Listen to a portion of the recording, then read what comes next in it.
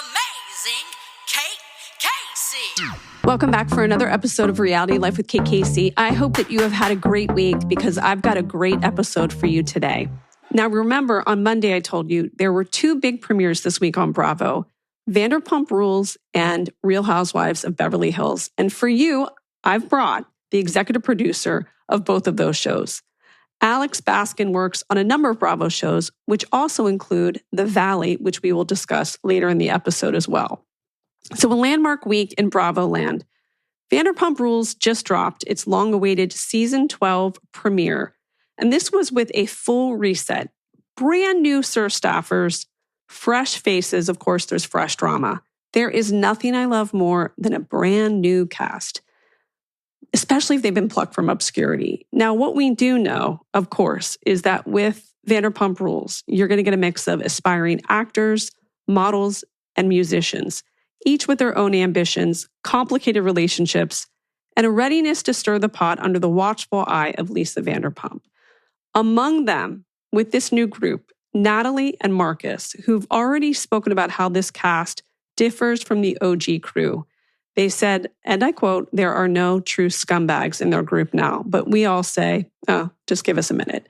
But don't let that fool you. The chaos, jealousy, and relational tension are very much on brand. It's Sir 2.0, so fresh energy, fresh conflicts, and a chance to see how a new generation handles the pressure cooker of reality TV fame.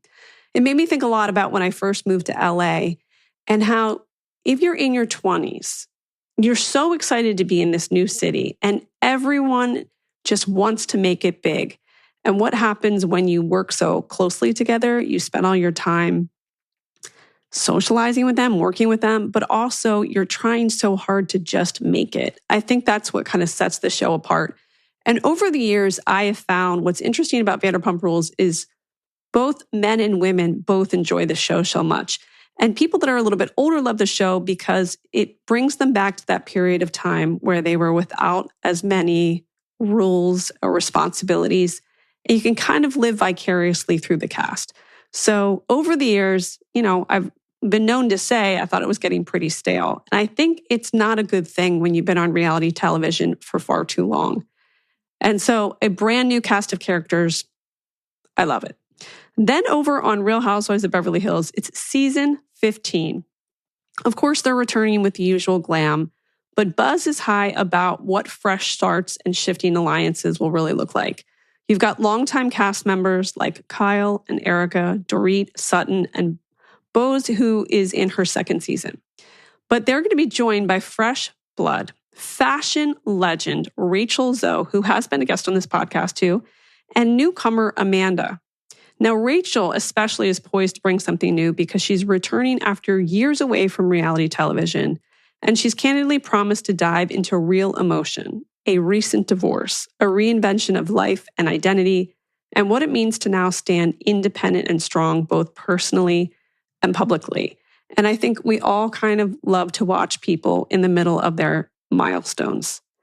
And then, of course, we're going to be watching to see the fallout of Garcelle leaving. And now Sutton has said she feels like she can get much closer to the other cast members, which is a very strange thing to say. And I am looking forward to unraveling what entailed the new relationships that she has. Garcelle, I always believed, was bigger than the show. She's so accomplished in her career. And I kind of feel like Real Housewives is just like a blip on the radar for her. In this episode, it offers you, the listener, an insider's look into not just the shows themselves, but the personalities, the reboot energy, the stakes. We break down kind of what makes a cast click or implode, how producers decide when a franchise needs a little bit of a pivot or a cast member needs some time away from cameras, and really what real life looks like behind the glossy cameras and the chaos that ensues when people participate in a reality show. So if you love all things behind the scenes, this is right up your alley. And again, to think, he's got Vanderpump Rules and Real Housewives of Beverly Hills both premiering in the same week. And then you can look forward to the new season of The Valley. And then, of course, Shaz is going to be back soon with a version called The Valley.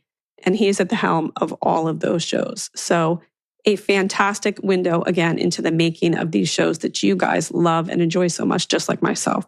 Here's my interview with Alex. Alex, it's nice to see you.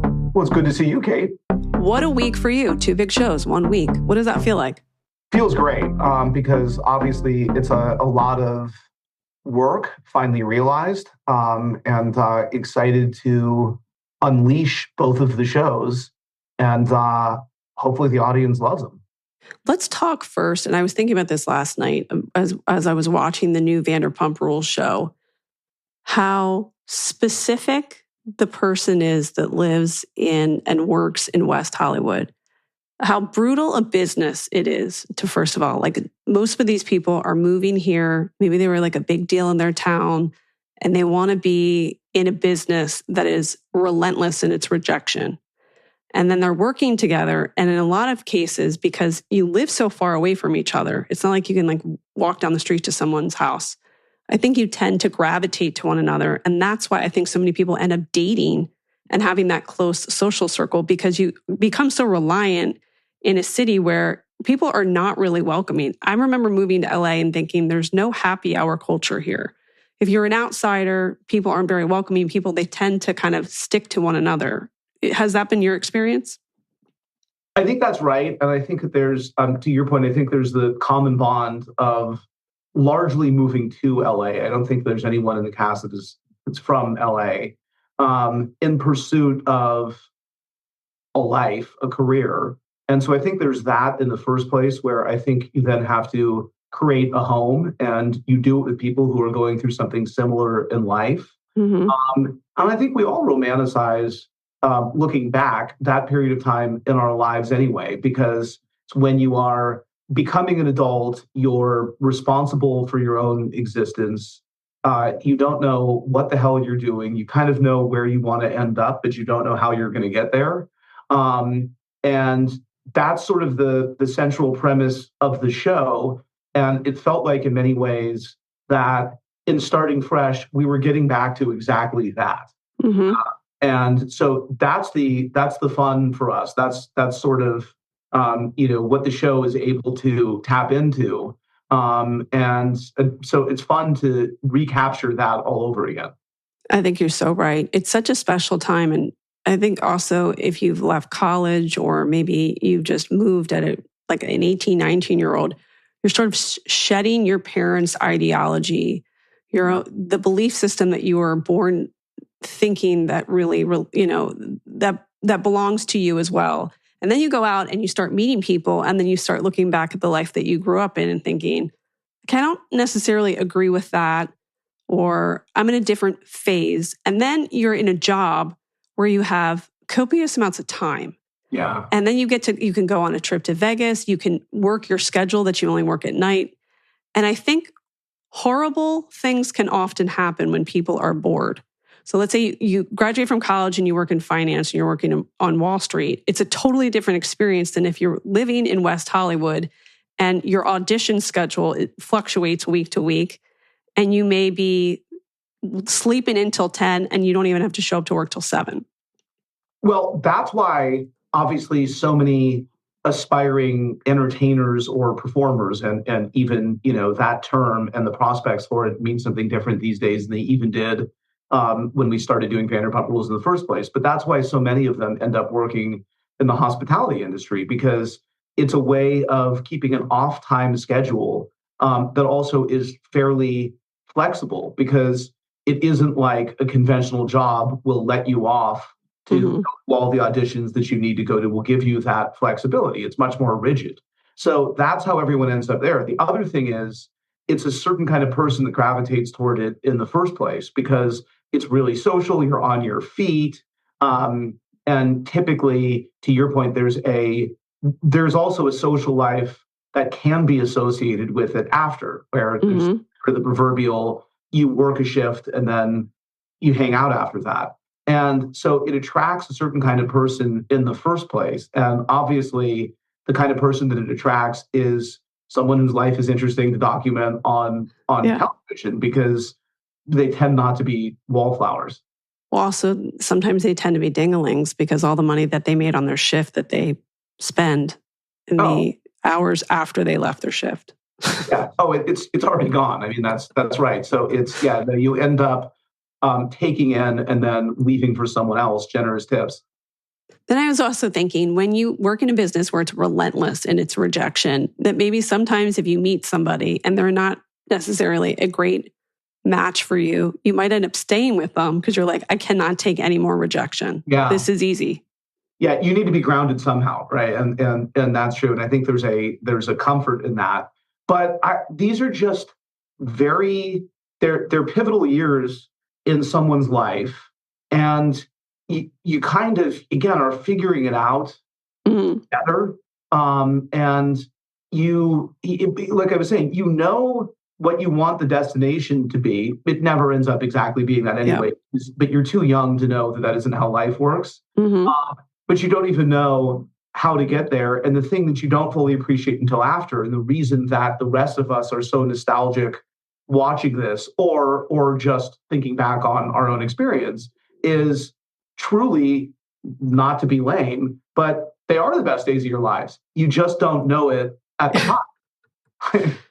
Well, it's fun too, because we've been saying the valley is sort of before you become a real housewife, and the valley is after, Vanderpump Rules. So now you're straddling these three segments. Is that so weird to see it all kind of play out? Well, I always thought about it that way. So that was a joke that the network and I had, as you sort of go from this station, to the next, and we have it all covered. So no, I mean, it sort of makes complete sense. And it's the reason that I think that, each of those franchises resonates. Because the shows at core are about specific groups of people, and without having, the right people of interest and the right group dynamics, then the audience isn't going to stick around with them. But they also do represent life stages. And so I think you do see that play out in full. And Vanderpump Rules, obviously, its first 11 seasons was about a particular group, and we saw them enter in one life stage and they left in quite another. And it's part of the reason, obviously, that the show needed to get back to its basics, its basic principles. And look, even sort of taking it from what you said. Then a few of those cast members graduated to the stage in life we like to call the valley. But I do think that we're tapping into a particular period of life and of promise and of hope and of dreams and then of reality with this new group from Vanderpump Rules. And it's really fun. The other thing I'll say about it too, that I like about this age group is, while everything that happens is important and it feels really momentous at the time when you're that age, it doesn't carry with it the same stakes and consequences that life occurrences do as you get older. And so there's something about that I think is also refreshing to watch, because you get to see all of the turbulence and turmoil, but largely, not to say that it doesn't matter, but by and large, everyone bounces back from that. And sometimes I think the older that we get in life, where things feel like they're more serious, or there's kids involved, or it takes on a different connotation. And sometimes it's nice to see good old-fashioned drama, conflict, and challenges from which you can emerge okay. Truly.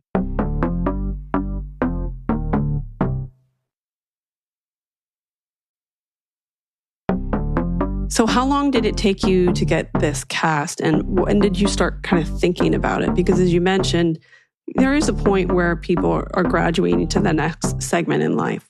Well, we had long thought about doing a refresh version of Vanderpump Rules, in the sense that we had thought about following a new group of surfers. So, there was always the possibility that maybe we could have done that at the same time that we were following around the OG group. And so we sort of were exploring both in parallel at the same time. But really, we didn't want to leave the party too late with the previous version of it. And it didn't make sense for us to continue with that group. It was just fractured to the point that it would have really strained reality to continue that group. And we considered in different forms. We had conversations about and sort of deliberated on whether or not we would do sort of a final chapter of that group and maybe not even get the entire group together where it didn't make sense.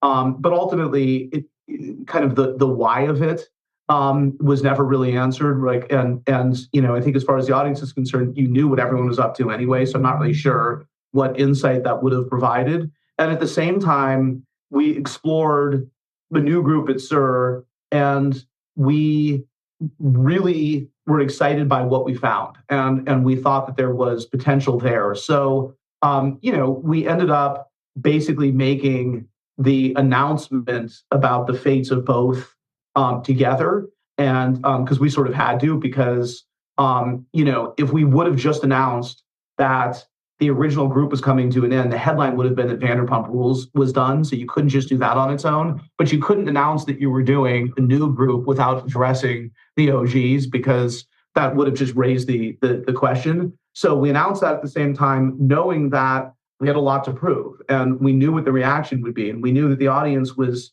so passionate about and so invested in the original that until we introduced the new group to the audience, we were going to be faced with skepticism, because how could people fall in love with the idea of essentially rebooting, much as I hate that term, but redoing a show that the audience loves so much? And so we knew we had to weather those doubts.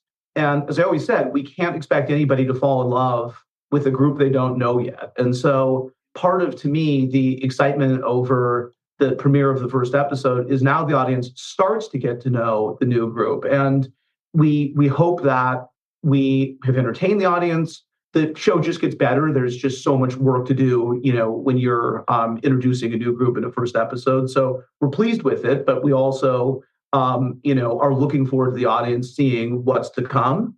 And so we're sort of where we always wanted to be, and it just has to continue to play out. So when you have that group of cast members that kind of move over to the next segment, is there ever a time where you say to any of them, I think you actually need to go off TV for a minute? Like, you've been doing this for so long, you have to find yourself. Definitely. I mean, we used to even think that way between seasons of the show. We used to just basically think that, it's important to take a break and live in real life, and to be able to separate out real life from the show. And then, frankly, the show becomes more about real life as a consequence. And it isn't just living in the world of all of this. It's harder and harder these days anyway, because, and part of the reason that we don't often take that pause is through social media and the complex of the shows. Then I think that that distinction doesn't always exist. But I do think that that's important. And frankly, I think that taking some time down really benefited Lala and Schwartz in The Valley when that comes out, because I think they were able to take a breath, I think get away from it all. And then, they were really rejuvenated when they were stepping back into it. Mm-hmm. And then let's talk about Real Housewives of Beverly Hills. Yeah. Now, like we did for Vanderpump Rules, there's a certain archetype, right? So how would you best describe having grown up close to Beverly Hills yourself and working with the women for so many years? How would you describe the prototypical Beverly Hills woman and then a woman that is on this specific franchise? Well, I think that kind of taking it in reverse order, I think that the success of this franchise has been that it has successfully remade itself over the years. And that's largely been through the injection of new cast members that make it feel fresh. And so obviously, Most recently that was Bose, and how cool it is that we have this C-suite dynamo who has joined our midst and has so much to offer and has a different perspective, and is so open and really feels made for this, but brings a completely different life experience than anyone from the cast did prior to that. Family from Ghana. I mean, it's really extraordinary. And that continues kind of down the line. So I think that's part of what's made this show successful. And I think that a Beverly Hills housewife, I think a few things. I think that I think is smart and savvy and sophisticated, has probably been through some things in life because not the easiest place to be. And I think the adjacency to Hollywood sort of speaks to that. And I think is the person who makes an entrance at a party. I think a Beverly Hills housewife when you see one. And so you see, those types, not even necessarily in Beverly Hills, but you see them, sort of anywhere else. It's someone who's stylish, well-appointed, knows how to make an entrance, as I was saying. So I think there's that. And then I think bring something fresh and different. And Rachel Zoe is such a great addition because she makes a ton of sense. She is friends with that group. She's lived a lot of life. She is at this point sort of in her no fucks given stage. Not to say that she's someone who likes to air dirty laundry, or that's just not who she is, but she's open and she's real and she knows who she is at this point in life. And I thought that by and large, this is a complete generalization and there's a million exceptions to it. But I think in terms of a Beverly Hills housewife, or I think a housewife in general, people who have seasoning are more interesting to me. I think that if you've been through tough times and you've come out the other side, I think you know more. I think you have, thicker skin. I think, I'm sure, don't you feel like don't you look at yourself even 5 years ago and think, she's nothing, right? And absolutely, constantly through life. And that's the challenge of life and also the joy of it. And that is what you acquire with a little bit of age. And so I think Rachel, especially at this point in her life, made a ton of sense and fit in. I think Beverly Hills housewives, by and large, wouldn't live that many other places in the world. Not to say they would only live in Beverly Hills, and a lot of them are very worldly and have been elsewhere, in the whether it's in the U.S. or around the world. But I think it speaks to, again, their sophistication. I think their appreciation for the finer things, and I just, they're a special breed. So that's what I think. I think that, they like both the creature comforts. They don't mind labels, but at the same time, they're also, again, a little bit more sophisticated at the same time. So I think that's the type. It's a really strong season, and I'm not saying that because I want people to watch it. I'm saying it because it feels super fresh, and I think that's fun. And it's also feels like a few different seasons within the season, and it's also very Beverly Hills in the sense that they don't kick and scream. They get very passionate and they have their heated moments. But it's a vibe. Like, it's a whole different experience than the other housewives are, which I think is why it has withstood the test of time and why the others have also. I think they all have their own identity, and Beverly Hills is special.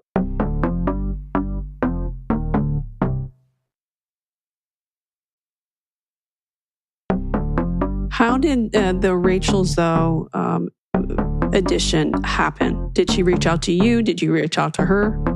It was so basically it was mutually feeling each other out. So she had an advisor who reached out to us and to just and kind of just feeling out different options for Rachel. And Rachel wasn't really in on that. And like, I did. And I was like, we should talk about it. And then Rachel and I had a series of conversations, and she was, uh, she's smart. She asked the right questions. She wanted to know what it would entail. And she certainly wasn't in, but she was considering it. And I had a bunch of questions too, and she had not watched the show. And so what I said to her was what I say to anyone who doesn't watch the show, which is you maybe should. And so because I like the idea that someone is coming in without certain preconceptions, not that they couldn't have them anyway, right? Or not, they might not have, sort of even heard about the people that they don't know. So I think that's good, but I also don't want anybody to sign up unless they know what it entails. And so we had a series of really positive conversations, and we were really open with each other, which I thought was great. And I thought built a relationship of trust right away. And then she jumped in. We got to it where there was mutual interest, and we thought, let's do this. And that was that. But one of the things I respect about her is when she makes a commitment, she makes a commitment. And so she really, kind of dove headlong into it. And then we have a new cast member. Tell me about her. Yeah. So Amanda, who is a financial influencer and is connected to the group in part because she bought Kyle's old house. And so the one with the black and white foyer? Yes. Okay. Yes, exactly. Although she redid that. So, and she took a lot of shit for that on I bet. Media. Yeah. So exactly. Like, well, my friend, that's the tip of the iceberg. Welcome to the experience. So, so she is, she's a really fun addition. She is, very confident.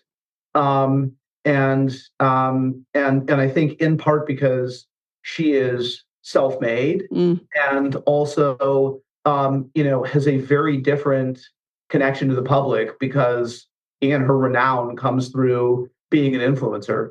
And so that's very different for the show. But she's pretty fearless.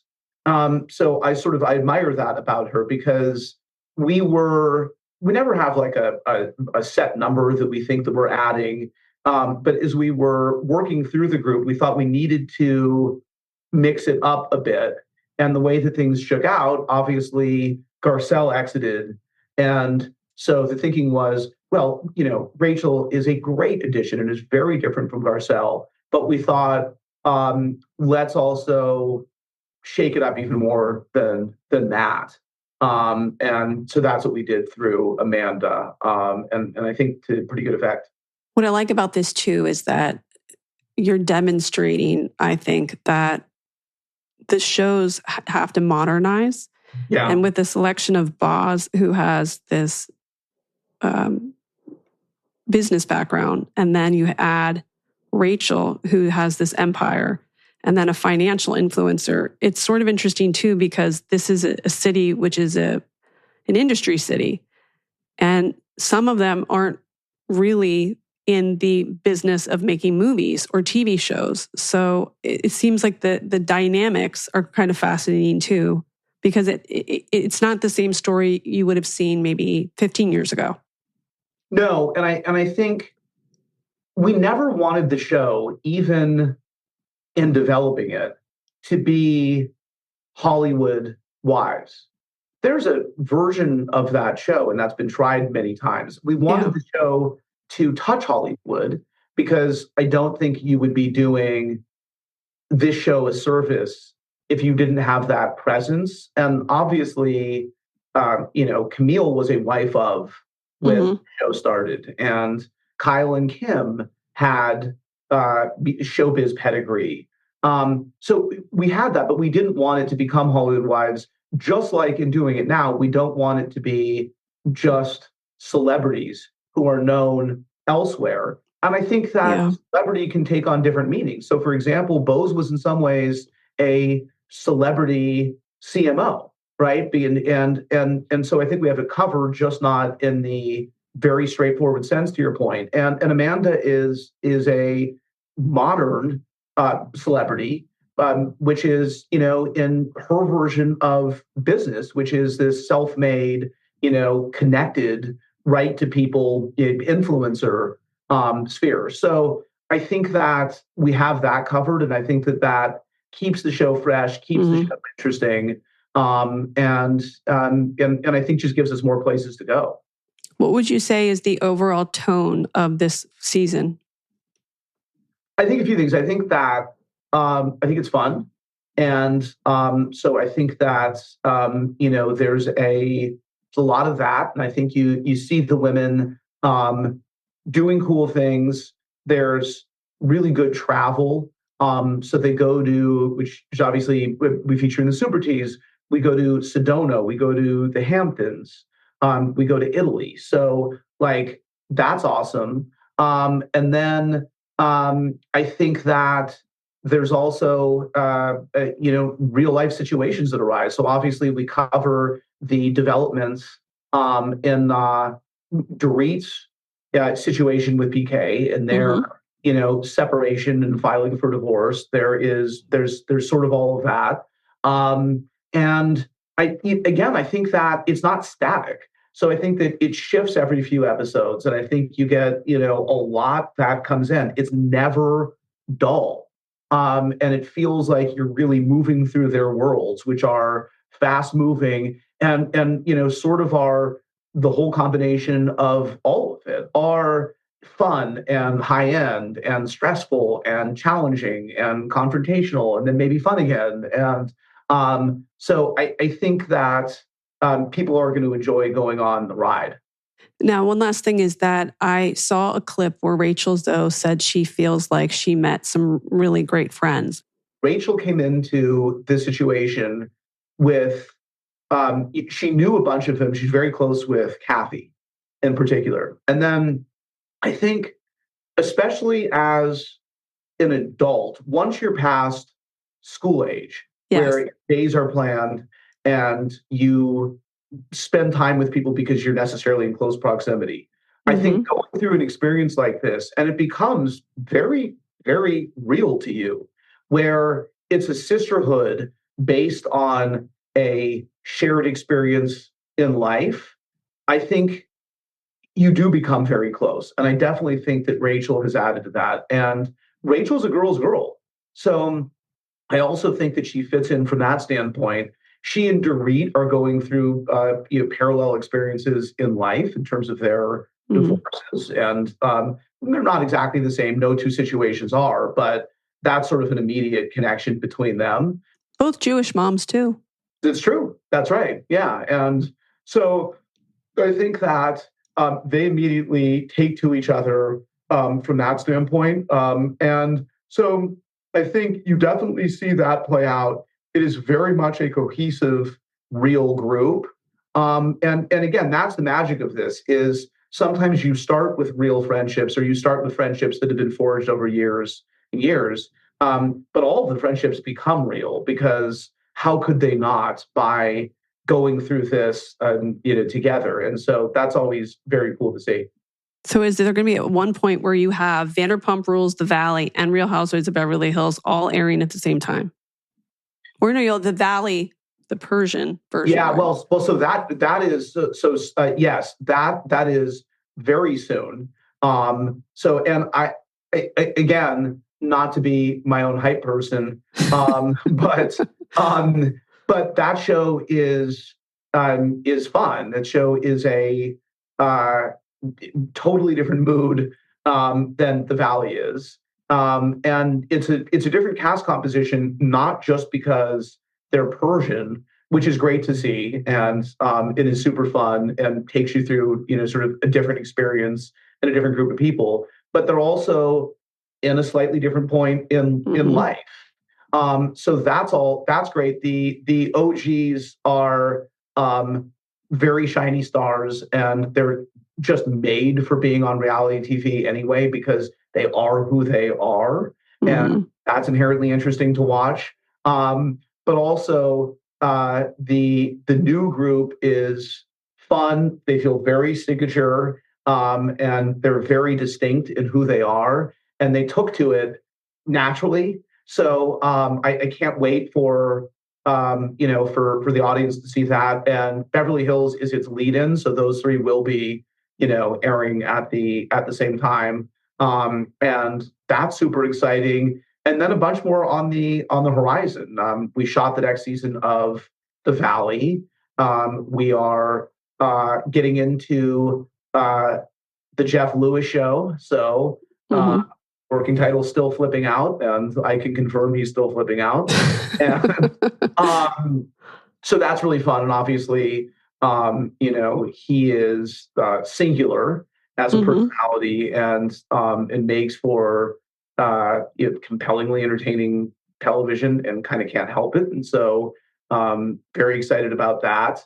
And there's a bunch more on the horizon. There's a few more that I can't wait to be able to talk about. Bravo by Baskin. If you could have a reality show just about you answering your text messages from all these folks. Yeah, that's a horror show. You should be keeping a journal. That's what you should be doing. I should be doing that. And I've thought about it, and I just don't do it. And so I will think about stories, and I actually should just even write those down, even things that have happened. But I don't end up doing it. And it's such a blur. And every week is really intense.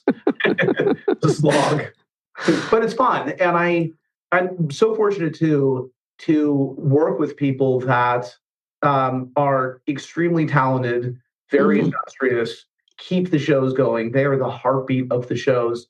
And then also the talent. I never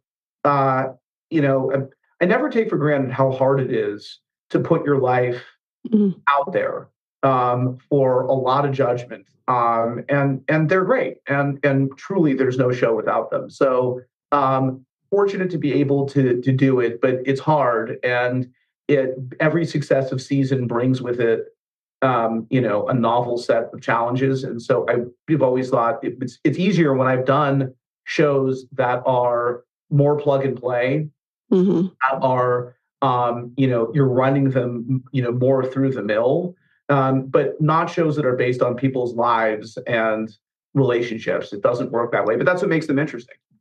Yeah, I agree with you.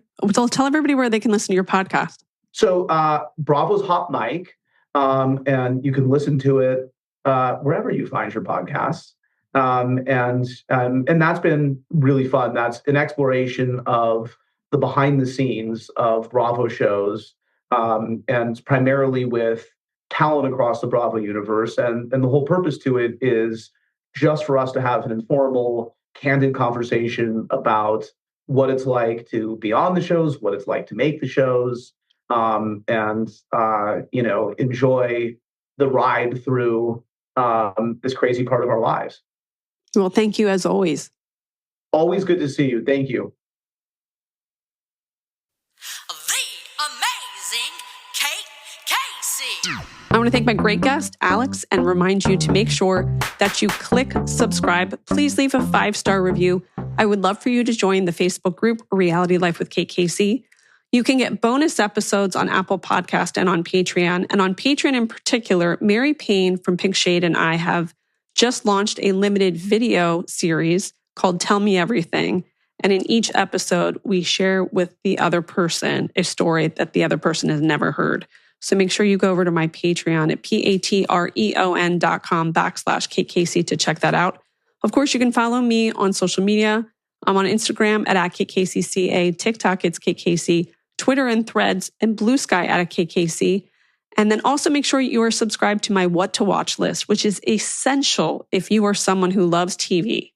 You can get that at katecasey.substack.com. Of course, it's got all the streaming information, everything that you need to know to make your week go by quicker and have things for the weekend that you are going to love to watch. Check back tomorrow for truly one of the most fascinating Saturday series guest that I've ever had. I thought it was going to be about one thing and then it turned into something else. And I think it's going to be one of those episodes you guys are going to be talking about for quite some time.